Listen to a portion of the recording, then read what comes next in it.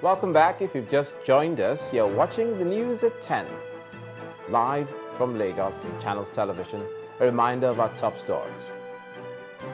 President Jonathan confers with the Pope Francis on the promotion of interfaith dialogue in Nigeria and across the world. Ogun PDP urges former Speaker of the House of Representatives, Dimeji Bankole, to contest the state's governorship seat. Ayo Fayose emerges candidate of the PDP in the Ekiti State governorship election. Legal practitioner Femi Falana faults National Assembly over a proposed investigation of the botched immigration recruitment across the country. And Russian troops storm a Ukrainian airbase in Crimea amidst shooting and blasts.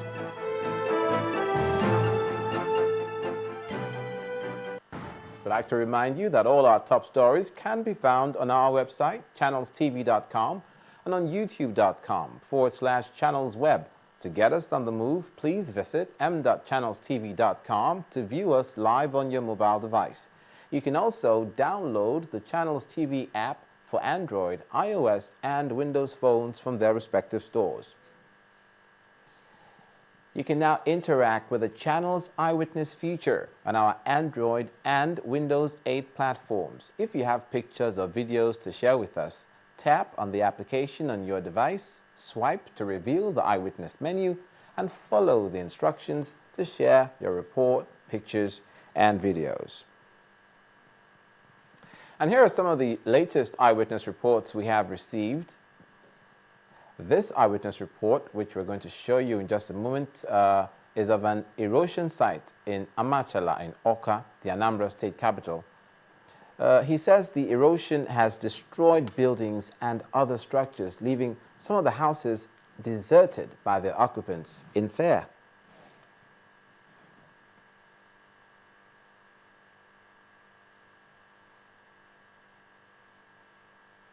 And this picture shows a teacher in a public school in Lagos flogging a student with his head under a chair. The eyewitness is asking, what kind of corporal punishment is this? We'd like to thank you for your reports and request that you please keep them coming. In the aftermath of an attack on a federal government college in Yobe State by Boko Haram insurgents, the authorities in neighboring Borno State have ordered the closure of all public and private schools to protect the children. A senior official from the State Ministry of Education, who declined to be named, confirmed that all public and private schools have been directed by the State Ministry of Education to end their second-term academic calendar latest this week.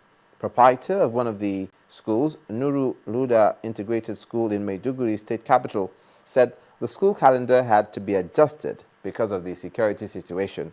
Borno has by far been the worst affected by the insurgency since it began 4.5 years ago. Now, victims, well, before we go to that story, the federal government and security agencies have been told to take proactive steps to check the killings and destruction of property taking place in Benue State. Now, this was a key position taken by a group, the Benue Liberation Alliance, which spoke on the matter in Abuja. The group condemned the attitude of the security agencies and the federal government on the issue, which they say it borders on indifference.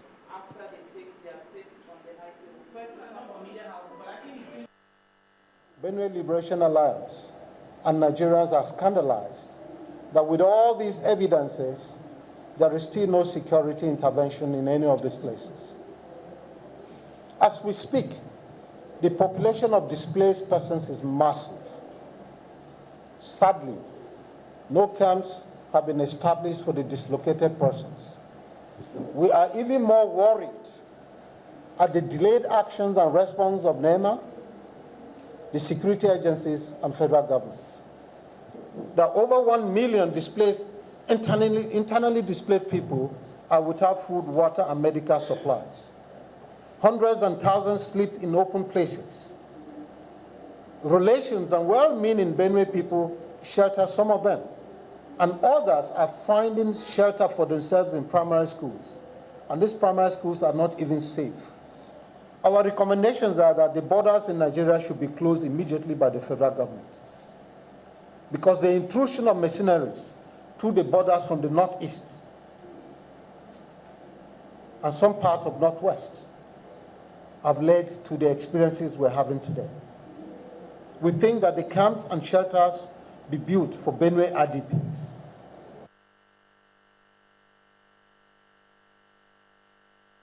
From there to Kaduna State, where victims of last Saturday's attack by gunmen on 3 villages in Kaura local government area of Kaduna State in northwest Nigeria have received relief materials worth millions of naira from the state government through its Emergency Management Agency.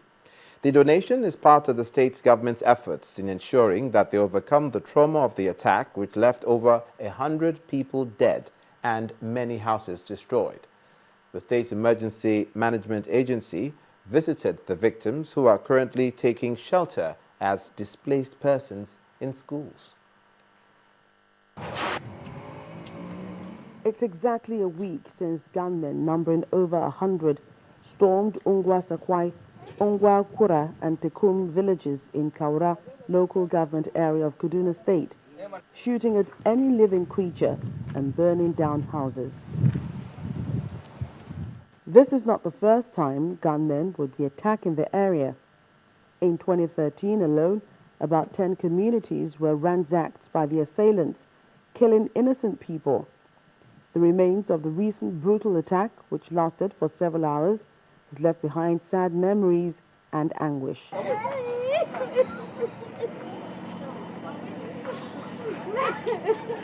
Majority of the victims who survived are women and children. They've become refugees in their own land, sheltered in a primary school in Bondon. Even pupils of the school have been forced to stay at home as a result of the incident. We are feeling it so badly because we lost a lot of people, about 53. And then we are feeling that pain. At the same time, we lost a lot of food. We are not getting feeding, not where to sleep, no house, not bed, and not mattress, not everything. Beside my village house, just across Manchok, I have a house. You can find 30, 50 people there. It was not possible for me to ask them to leave that house, come and live in the camp. So even the camp here, we are only operating it as a coordinating center so that to reach the people. The State Emergency Management Agency is visiting the camp to see to the safety and welfare of displaced persons. Classrooms are already stocked with relief materials, including food and household items such as toiletries and many other provisions sent by the state government. What we are presenting today are mattresses, blankets, plastics, then foodstuff such as rice, gari, indomie, maize, beans, sugar. Governor Mukhtar Yero's administration has vowed to fish out the perpetrators of the violence and promised to rebuild all burnt houses as soon as possible for the displaced persons to return to their homes. Our men are on the spot assessment, assessing the number of houses that were destroyed to see how we can also forward to His Excellency to grant approval to procure building materials in order to rebuild their houses. The displaced persons are, however, facing other challenges. They have no access to healthcare services, especially for nursing mothers, pregnant women, and the aged. There are fears that communicable diseases may break out if medical personnel are not deployed urgently to help them. In the meantime, the victims of this attack have joined the increasing number of internally displaced people, at least until their homes are rebuilt. From Kaduna in the northwest to Plateau State in the north-central part of Nigeria, which has witnessed violence by various militia, which has resulted in many people losing their lives and property worth billions of naira destroyed. The residents of Bukuru in Plateau State are accusing the Special Task Force of collaborating with the herdsmen who have allegedly carried out most of the attacks, but the STF commandant is reassuring the residents of their safety. Our next report examines the causes, the impacts, and the efforts of security agencies in the community.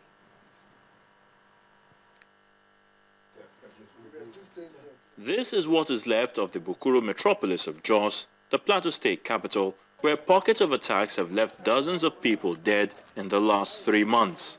The first of the attacks this year took place as early as January the 6th, where gunmen stormed Shanong village in Bachit district, killing some 40 people, including women, children, and the aged. The affected communities, which are smaller in size, are Mavo, Shanong, and Ataka communities. They've been attacked more than 3 times this year alone. Several reasons have been given for the incessant attacks, ranging from cattle theft to mere criminality. Other causes remain unjustifiable. Relationship over a period of time has been bastardized because of either political crisis or economic crisis or sometimes religious crisis, all interwoven. We believe that there would be people behind some of them who are pushing some of these herdsmen. Recently, residents of Rim and Gero villages were subjected to unimaginable trauma as their communities were invaded by assailants, killing and maiming innocent people while they fell asleep. The attack on Rim village has left the indigents accusing the Special Task Force for allowing the attackers have a field day, killing and burning property in spite of the presence of the military. We cannot run away from the fact that we are aware of this attack. And the indigents here were aware that these Fulanis were mobilizing. And if some people were aware, the security too were aware. A sign of tires of the armored car for the military personnel. And you can see that all the houses surrounding this place where the armored car stood yesterday night, all the houses are burned. It's a very serious thing. It's gives us a lot of questions. It left us with a lot of questions about the protection of the military. And making sure that as much as possible, people can sleep with their eyes closed. And of course, the mandate of the mission, which is to restore law and order in the plateau. To find a lasting solution to the problem, the Plateau State Police Command has put in place a committee comprising divisional police officers and traditional leaders. We have close to 10 of them so far in our net now, through the mechanism put in place of the Tribal Police Committee. And I believe that when we deepen relationship with them, we should be able to go further to stop all these gamut and dynamics of. For the perpetrators of the attack, herdsmen from the Fulani community are being blamed owing to the presence of the large numbers of cattle that need green pasture, which is contending seriously with the natives' farmland. National Chairman of Mieti Ala Kautahore, a cultural association of the Fulani, is challenging anyone to produce evidence that Fulani herdsmen have been behind the killings. As accusations and counter-accusations spark amongst the warring communities, government at the national and state levels have been urged to, as a matter of urgency, curb the violence before reprisal attacks lead to a total breakdown of law and order. Still ahead on the news at 10. Nollywood gets bashing over poor technical quality of its movies. Do join us again.